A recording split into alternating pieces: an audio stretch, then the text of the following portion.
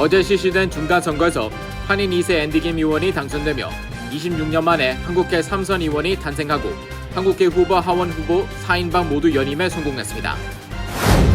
4년 만에 공화당이 하원의 다수당을 탈환할 것으로 유력시되는 가운데 하원 의석은 조자주 결선 투표에 따라 승부가 결정될 전망입니다.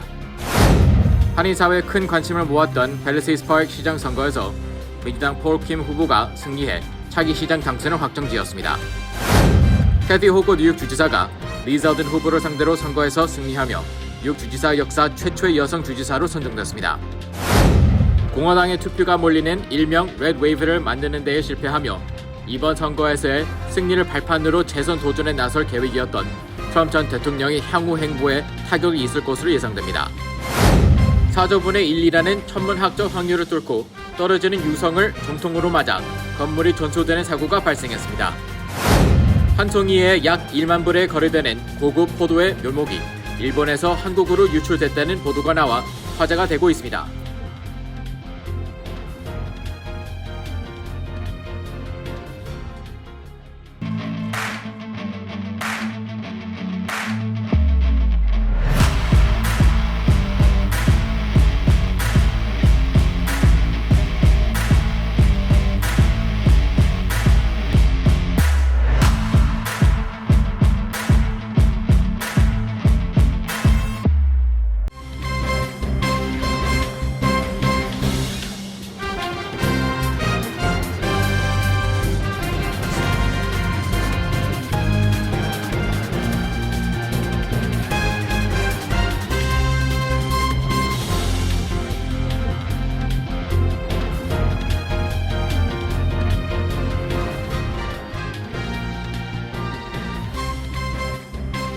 여러분 안녕하십니까?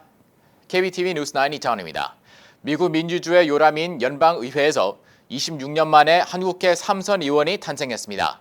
어제 실시된 중간선거 뉴저지주 3지구에서 민주당 소속인 앤디 김 하원 의원이 공화당의 밥 힐리 후보를 꺾고 당선됐습니다. 첫 번째 소식 전상희 기자가 전해드립니다. 한인 2세인 김 의원은 55%의 득표율로 45%의 득표에 그친 할리 후보를 제쳤습니다. 이로써 김 의원은 1996년 김창준 전 하원 의원 이후 한국계로는 처음으로 3선 의원 고지에 올랐습니다. 김 의원은 2018년 11월 공화당 현역 의원이었던 톰 메가더의 신승을 거두고 연방의회에 처음 입성한 것을 시작으로 이번까지 내리 3차례 승리를 이뤘습니다. 김 의원은 백악관 국가안보회의 보좌관을 역임한 안보 전문가로 의회 입성 후에도 전공을 살려 하원 군사위원회와 외교위원회 등에서 활약했습니다. 워싱턴주 10지구 선거에 출마한 메릴린 스트리클런드 의원도 57%를 득표해 43%의 득표율을 보인 공화당 키스 스웩크 후보를 누르고 승리했습니다. 스트리클런드 의원은 어머니가 한국계로 순자라는 한국 이름을 갖고 있으며 제117대 연방하원 개원식에 붉은색 저고리와 보라색 치마 등 한복을 입고 취임 선서를 하기도 했습니다. 스트리클런드 의원은 그동안 워싱턴주를 대표하는 첫 한국계이자 흑인 여성 의원이라는 점을 강조하며 의정 활동을 펼쳐왔습니다. 이들과 함께 2년 전 연방의회에 입성한 한국계 연방의원인 공화당 소속의 영킴 의원과 미셸 스틸 의원도 나란히 선거에서 승리했습니다.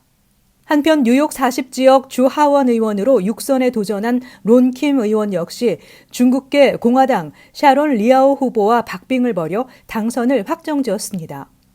또 차이나타운을 포함하는 로어 맨하탄 지역 65선거구에서는 최초의 한인 여성 뉴욕주 하원 의원이라는 기대를 모았던 그레이스 리 의원이 70% 이상의 압도적인 지지율로 당선됐습니다.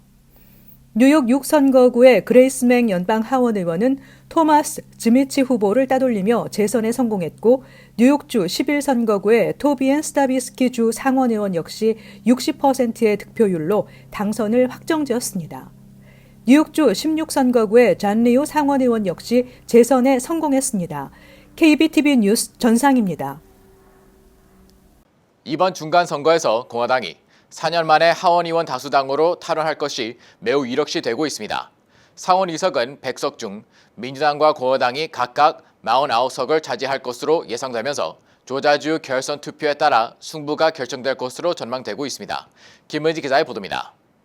미 의회의 권력 지형을 재편할 중간선거 개표가 막바지로 치닫고 있는 가운데 상원 다수당은 조지아주 상원의원 결선 투표에 따라 승부가 결정될 것으로 전망됩니다. 오늘 오후 3시 기준 CNN은 상원의원 선거에서 민주당이 48석을, 공화당이 49석을 각각 확보했다고 보도했습니다. 이 집계치에는 아직 개표가 진행 중인 네바다와 애리조나, 조지아 세 곳의 판단은 보류됐습니다. 뉴욕타임스 등 다른 언론들도 민주당과 공화당이 각각 48석을 확보한 상태에서 알래스카주를 더해 4개 주의 당선자를 확정하지 않았는데 이들 4개 주 중 네바다와 알래스카는 공화당이, 애리조나와 조지아주는 민주당이 각각 앞서 있는 상태입니다. 한편 조지아주는 주법상 1위 후보가 최소 50% 이상의 과반 득표를 하지 못할 경우 결선 투표를 진행해야 하는데 오늘 오후 1시 16분 기준 99%가 개표된 상황에서 현역인 라파엘 워녹 민주당 후보가 49.2%와 이에 맞선 허셜 워커 공화당 후보가 48.7%로 모두 과반 득표에 실패해 결선 투표가 내달 6일 치러질 예정입니다. 이에 따라 현재 추세대로 개표가 마무리된다면 민주당이 49석, 공화당이 50석을 확보하게 될 전망입니다. 총 100석인 상원은 51석을 확보해야 다수당 지위를 갖습니다. 현재는 민주당과 공화당이 각 50석씩 양분하고 있는데 동수일 경우 당연직 상원의장인 카말라 해리스 부통령이 캐스팅 보트를 행사하는 규정을 통해 민주당이 다수당 지위를 유지하고 있습니다. 이에 따라 조지아 상원의원 결선 투표가 상원 다수당을 누가 가져갈지 승부를 결정지을 전망입니다. 민주당은 지난 2020년 11월 당시 대선과 함께 치러졌던 조지아주 상원의원 선거의 경험을 토대로 승리를 자신하고 있습니다. 반면 공화당은 조지아 상원의원 선거를 통해 이미 다수당을 차지한 하원에 더해 상원까지 모두 장악하고 차기 대권 탈환을 위한 교두보를 마련하겠다는 구상입니다. 이에 조지아주 상원선거 결선 투표에서 양당은 앞으로 4주간 혼돈의 질주에 돌입해 사활을 건 승부를 펼칠 전망입니다. KBTV 뉴스 김은지입니다. 한인 사회에 큰 관심을 모았던 팰리세이스 파크 시장 선거에서 폴 김 민주당 후보가 승리해 차기 시장 당선을 확정지었습니다. 전상희 기자가 전합니다. 뉴저지 한인사회의 최대 관심사였던 팰리세이스 파크 시장 선거에서 다수의 유권자들은 폴 김 민주당 시장 후보의 손을 들어주었습니다. 당초 양 후보 간 박빙의 승부가 될 것이라는 예상이 있었지만 김 후보는 현장 투표는 물론 조기 투표와 우편 투표, 잠정 투표까지 장 후보를 모두 앞선 것으로 나타났습니다. 김 당선인은 이번 승리를 자축하기보다는 유권자들이 다시 한번 민주당에 기회를 준 것이라며 앞으로 좋은 시장으로 주민들에게 보답하겠다는 당선 소감을 전했습니다. 김 후보는 약세로 평가됐던 장 후보가 선거 레이스 중반 이후 지지세를 규합하며 강력한 경쟁 후보로 부상하자 기존의 민주당 표밭 지키기에 집중한 것이 이번 승리로 이어졌다는 분석입니다. 여기에 선거 레이스 막판 장 후보의 선거법 위반 논란과 관련 형사 고발 사태가 터져나온 것 역시 김 후보 측에게는 호재로 작용한 것으로 보입니다. 스테파니 장 후보는 네거티브 없는 선거운동을 공언하며 정책 위주의 선전을 펼쳤지만 기존의 이탈리안 민주당 지지층과 두 갈래로 갈라진 한인 유권자에 더해 지난 시장 선거 대비 다소 낮은 투표율로 아쉽게 낙선의 고배를 마셨습니다. 시의원 선거에서도 민주당의 강세가 두드러졌습니다. 김 후보의 러닝메이트로 팰리세이스 파크 정치 재기를 노렸던 제이슨 김 후보가 4명의 후보 중 가장 먼저 1위를 확정지었습니다.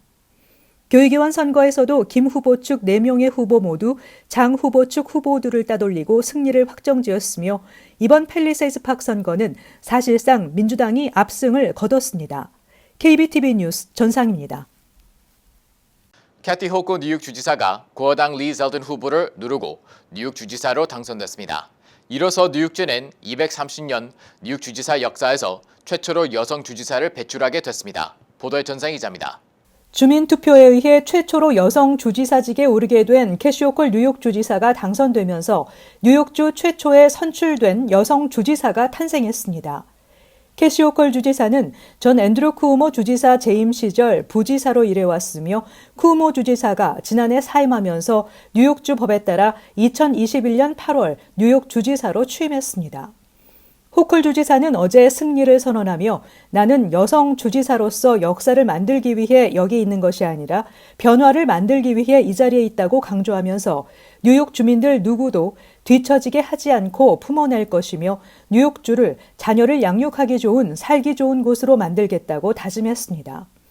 호쿨 주지사는 선거 전 초반 낙태 문제 등 진보 성향 유권자들의 관심이 높은 현안을 캠페인 주제로 내세웠지만 리 젤딘 후보가 뉴욕주 치안 불안이 민주당 때문이라고 주장하며 지지율을 바짝 추격하자 선거 직전 총기 규제 강화와 공공안전 강화 등으로 공약을 강화하기도 했습니다. 올해 66세인 호컬 주지사는 아일랜드계 미국인으로 뉴욕주 버팔로에서 태어나 시라큐스 대학에서 정치학 학사, 캐톨릭 대학인 컬럼버스 로스쿨에서 법학 박사 학위를 취득하고 2006년까지 버팔로 남부지역 감독관으로 활동했습니다. 한편 척 슈머 연방 상원의원은 호쿨 주지사보다 약간 더 큰 득표율 차이를 보이며 5선에 성공했고 알렉산드리아 오카시오코르테스 하원의원 역시 70% 이상의 압도적인 득표율로 3선에 성공했습니다. 한편 한인 이민 120년 역사상 처음으로 한인 부지사가 탄생했습니다. 실비아 장 룩 하와이주 민주당 부지사 후보는 세울라 투파이 공화당 부지사 후보를 따돌리고 압승했습니다. 룩 당선인은 이번 선거에서 승리함에 따라 50개 주 정부를 통틀어 최고위 선출직에 오른 한인 정치인이라는 타이틀을 갖게 됐습니다. 서울에서 태어나 10살 때 하와이에 가족과 함께 이민한 장룩 당선자는 24년간 주 하원에서 일하면서 2003년 미주 한인 이민 100주년을 맞아 기념사업을 위한 예산 획득에 힘쓰고 하와이 한인사회가 추진하던 무비자 입국을 허가하는 법안을 발의해 통과시키기도 했습니다. KBTV 뉴스 전상입니다. 오늘 새벽 동이 트면서 선거 윤곽이 어렴풋 드러난 가운데 공화당이 중간 선거에서 파란을 일으키는 데에 실패하면서 책임 공방이 시작될 조짐입니다. 이번 선거 승리를 발판으로 재선 도전에 나서려고 하던 트럼프 전 대통령의 향후 정치 행보에도 타격이 예상됩니다. 김은지 기자의 보도입니다. 미 전역에서 아직 개표가 진행 중이지만 경제 책임론에 힘입어 상하원에서 공화당이 가뿐히 승리할 것이라는 예측과 달리 기대했던 역대급 돌풍은 없다는 것이 미 언론의 지배적 관측입니다. 공화당이 하원을 탈환할 것은 매우 유력시되지만 도널드 트럼프 전 대통령이 밀었던 후보들이 두각을 나타내지 못하며 트럼프식 극단적 표심 공략은 실패했다는 평가입니다. 공화당의 표가 몰리는 일명 레드웨이브가 인플레이션을 누를 수 있을 것이라는 기대감과 함께 미 3대 지수가 일제히 상승하기도 했지만 이와 대조적으로 유권자들은 경제 심판론과 민주주의의 미래 사이에서 치열한 고민 끝에 한 표를 행사한 것으로 해석됩니다. CNN은 트럼프 전 대통령의 측근을 이용해 이 같은 결과에 격노한 트럼프 전 대통령이 모두에게 소리를 질렀다고 전했습니다. 이번 선거는 조 바이든 행정부의 중간평가 성격을 띠기도 하지만 트럼프 전 대통령의 향후 행보에도 중요한 이정표로 평가되고 있습니다. 트럼프 전 대통령은 공화당이 중간선거에서 자신이 지지한 후보들이 대거 입성하면 이를 자신의 공으로 돌리고 기세를 몰아 오는 15일 2024년 대선 도전을 발표할 것으로 전망됐었습니다. 그러나 민주당의 예상 밖 선전으로 인해 이 전략에 차질이 있을 것으로 보입니다. 도널드 트럼프 전 대통령을 보좌했던 사라 매튜스 전 백악관 부공보관조차 이번 중간선거의 결과야말로 트럼프를 공화당 대선 후보로 뽑지 말아야 하는 가장 큰 지표라고 말하며 트럼프의 대선 재출마를 막아섰습니다. 이어 인플레이션은 기록적으로 오르고 범죄 공포는 심해지며 국경 위기는 역사상 최악인 상황에 현 대통령은 인기가 없다고 현실을 설명하면서도 하지만 여전히 야당은 뛰어난 활약상을 보여주지 못하고 있다고 지적했습니다. 어제 파이낸셜 타임스에 보도된 한 선거 전문가는 공화당원들은 트럼프가 유권자들로부터 뽑아내려는 반감이 아니라 진짜 보수를 원한다는 것을 오늘 밤 목격하고 있다고 말했습니다. 다만 트럼프 전 대통령 측 고문은 문제는 후보들이라며 그들은 나쁜 후보들이었다고 발언해 결과의 책임을 각 후보들에게 돌렸습니다. 아울러 트럼프 전 대통령은 자신의 2024년 대선 도전 발표 일정을 크게 미루지는 않을 것으로 보입니다. KBTV 뉴스 김은지입니다. 4조분의 1이라는 천문학적인 확률을 뚫고 떨어지는 유성을 정통으로 맞아 화재가 난 사건이 화제입니다. 건물은 전소됐지만 빠른 대피가 이루어진 덕에 인명피해는 발생하지 않았습니다. 김은지 기자의 보도입니다. 지난 8일 뉴욕포스트 보도에 따르면 캘리포니아 북부 외곽에서 목장을 운영하는 더스틴 프로시타는 지난 4일 오후 7시 30분쯤 무언가가 집에 부딪히는 굉음을 들었습니다. And I went onto my porch and it was completely engulfed in flames. 그는 어디에서 시작됐는지 모를 불길을 발견하고 곧장 신고했습니다. 불길은 빠르게 번져나갔고 소방대원들이 도착해 이를 진압하는 데까지는 1시간 30여 분이 걸렸습니다. 현장은 처참했는데 프로시타의 집은 전소됐고 검게 그을린 뼈대만 겨우 남은 모습이었습니다. 소방당국은 불길이 시작된 곳을 도무지 찾지 못해 화재 원인을 찾는 일이 순탄치 않았습니다. 그러다 소방당국은 당시 현장 주변으로 유성이 떨어지는 장면을 목격했다는 증언 다수를 확보하고 소셜미디어에도 이를 뒷받침하는 영상이 공개됐습니다. Individual tell me about it first and like, okay, well, I'll put that in the back of my mind. But then more people, 2, 3, 4 more started coming in and talking about it. 빨리 대피한 덕에 프로시타는 큰 부상을 입진 않았지만 집과 차를 잃었고 반려견 한 마리를 떠나보내야 했습니다. See that it was 30 feet away from me and not 1 in 4 trillion chance. So I guess I might be buying a lottery ticket today. 프로시타와 그의 아내는 전소된 집을 치우기 시작했습니다. 또 더 많은 것을 잃을 뻔했던 것에 안도하며 서로를 다독였습니다. KBTV 뉴스 김은지입니다. 한 송이가 150만 엔, 달러로는 약 1만 불, 원화로는 약 1,405만 엔에 팔린 적이 있는 일본의 고급 포도의 묘목이 한국으로 유출됐다는 일본 매체 보도가 나왔습니다. 이 포도는 일본에서 14년에 걸쳐 독자적으로 개발한 품종으로 알려졌습니다. 화재 소식 홍찬우 기자가 전합니다. 루비 로망은 선명한 붉은색과 단맛이 특징으로 당도는 18도 이상이고 포도 한 알의 무게는 20g이 넘습니다.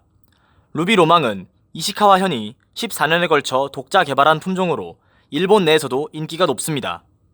기시다 후미오 총리나 아베 신조 전 총리도 즐겼을 만큼 총리 관저에도 종종 납품되기도 했습니다. 지난 7월에는 경매에 나온 루비 로망 한 송이가 150만 엔, 약 1,405만 원에 낙찰되기도 했습니다. 이시카와 현은 계약된 농가에게만 루비 로망 묘목을 제공하고 있습니다.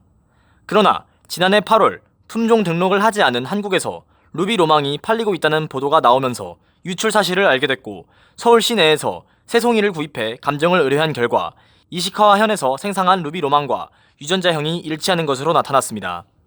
아사히 신문은 정확한 유출 경위는 알려지지 않았지만 생육기간을 미뤄볼 때 5년 전에 묘목이 유출된 것으로 보인다고 보도했습니다. 또 한국에서 팔리는 루비 로망은 일본산보다 색깔과 모양이 고르지 않고 당도 역시 현지 출하 기준에 못 미치는 16.7도였다고 지적했습니다. 문제는 국제적으로 신품종을 보호하려면 국제식물신품종 보호에 관한 국제조약에 따라 출시된 지 6년 이내 각 나라에 품종 등록을 하면 되는데 루비 로망을 개발한 이시카와 현은 이 기간이 지난 뒤에도 한국에 품종 등록을 하지 않았다는 것입니다. 이런 상황에서 한국 내 루비 로망 농가는 20여 곳 이상으로 재배를 늘려가는 상황입니다. 심지어 한국에서는 전남의 한 업자가 2019년 루비 로망에 대해 상표 등록을 하기도 했습니다. 하지만 특허 심파원은 이시카와 현 루비 로망과 표장이 동일, 유사해 일반 수요자에게 상품의 출처에 대한 오인, 혼동을 일으킬 우려가 있다는 이유로 업자가 보유하고 있던 상표권을 무효화했습니다. 이에 이시카와 현은 루비 로망 상표 출원을 서두르고 있는 것으로 알려졌습니다. 대만에서는 등록을 마쳤고 한국 등 47개국에서는 상표 등록 출원을 준비하고 있다고 아사히는 전했습니다. 앞서 일본은 또 다른 고급 포도 품종인 샤인머스켓 때도 품종 등록을 하지 않은 적이 있었습니다. 현지 당국은 샤인머스켓이 2016년쯤 해외로 무단 유출되면서 연간 100억 엔, 한화로 약 953억 원 이상을 손실을 보고 있다고 추산하고 있습니다. KBTV 뉴스 홍찬호입니다. 시 교육국은 약 2억 달러를 줄일 예정이던 공립학교 교육 예산을 원래대로 되돌린다고 발표했습니다. 에릭 아담스 뉴욕시장은 시 공립학교에 등록한 약 100만 명의 학생이 여전히 매일 영향을 받고 있고 공립학교가 여전히 팬데믹 영향을 받아 심각한 상황인 만큼 예산도 유지하기로 했다고 밝혔습니다. 데이빗 뱅크스 시 교육감 역시 공립학교 예산은 팬데믹 이후 지속적으로 등록한 학생 수가 줄어든 학교의 문제를 해결하는 역할을 할 것이라며 아이들이 학업, 정서적, 신체적으로 필요한 자원을 제공하는 데 초점을 맞추고 지원하겠다고 강조했습니다. 시교육국은 이외에도 망명 신청자 가정에 새로운 학생들을 위한 지원금 1,200만 달러와 재정적 어려움을 겪는 학교 지원금 5천만 달러 등을 지원하기로 했습니다. 연방법원 뉴욕 북부지법 글렌 서바디 판사는 지난 7월 새로 제정된 뉴욕주법 은폐 총기 휴대 개선법에 대해 총기 휴대 금지 구역 목록이 너무 광범위하고 정부의 권한을 초과한다며 시행 중단 명령을 내렸습니다. 법원은 타임스퀘어, 도서관, 보육원 등 일부 장소에서의 총기 휴대는 여전히 허용된다고 판결했지만 정신병원, 예배당, 공원, 동물원, 영화관 등에서는 총기 휴대 제한법 시행을 중단할 것을 지시했습니다. 또 법원은 총기 휴대 라이센스 신청 시 훌륭한 도덕성을 가지고 있음을 증명하지 않아도 되며 지난 3년 동안 소셜미디어 계정 목록을 제공하거나 지인, 룸메이트의 연락처 정보를 제공하지 않아도 된다고 판결했습니다. CBS 방송에 따르면 많은 소상인들이 사전 고지 없이 크레딧카드 수수료를 고객에게 전가하면서 고객들의 불만이 커지고 있습니다. 뉴욕주 소비자보호국에 접수된 크레딧카드 수수료 관련 불만은 2020년 3건에 불과했지만 2021년 138건, 올해 10월 현재 146건으로 늘었습니다. 팬데믹 이후 이어진 고물가 등 경영 환경 악화로 소상인들이 크레딧카드 수수료를 고객에게 전가하는 경우가 많아졌습니다. 뉴욕주나 뉴저지주에서 크레딧카드 결제 시 수수료를 포함시켜 더 비싼 요금을 부과할 수는 있지만 고객에게 미리 알리지 않는 것은 불법입니다. 크레딧카드 수수료보다 더 많은 돈을 고객에게 부과하는 것도 허용되지 않습니다. 만일 고객이 이 내용을 알고 있지 못했다면 금융회사를 통해 환불을 요청할 수 있습니다. 주 법을 따르지 않고 몰래 크레딧카드 수수료를 고객에게 부과했다 적발될 경우 뉴욕주에서는 $500, 뉴저지주에서는 최대 $10,000 수준의 벌금을 부과합니다. 연방 중소기업청 SBA가 $50만 달러 이하의 SBA 대출 수수료를 1년 동안 면제하기로 했습니다. 이에 따라 고금리, 고물가로 부담이 커진 소규모 자영업자들을 중심으로 한 SBA 론 신청과 문의가 다시 활기를 띨 전망입니다. SBA 론의 경우 소규모 대출로 한인 자영업자들이 가장 많이 사용하는 론 프로그램입니다. 이번 수수료 면제 프로그램은 1년간 지속됩니다. 우선 $50만 달러 이하 12개월 이상 대출 신청자들은 통상 대출의 3% 수준에 해당하는 보증 수수료를 면제받습니다. $50만 달러에서 $70만 달러 규모 대출자는 0.55%, 70만 달러에서 $100만 달러 규모의 대출자는 1.05%, $100만 달러 이상은 3.5에서 3.75% 수준의 보증 수수료를 부담하게 됩니다. 잠시 후 커뮤니티 브리핑을 전해드립니다.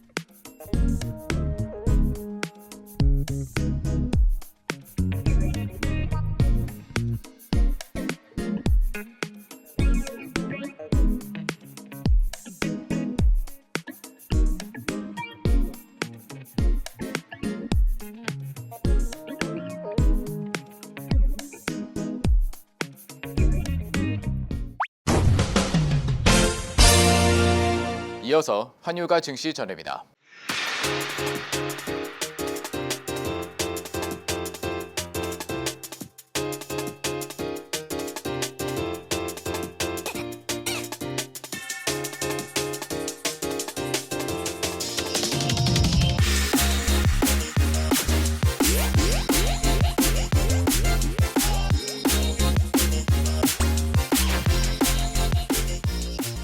잠시 후 뉴욕과 뉴저지 날씨 전해입니다.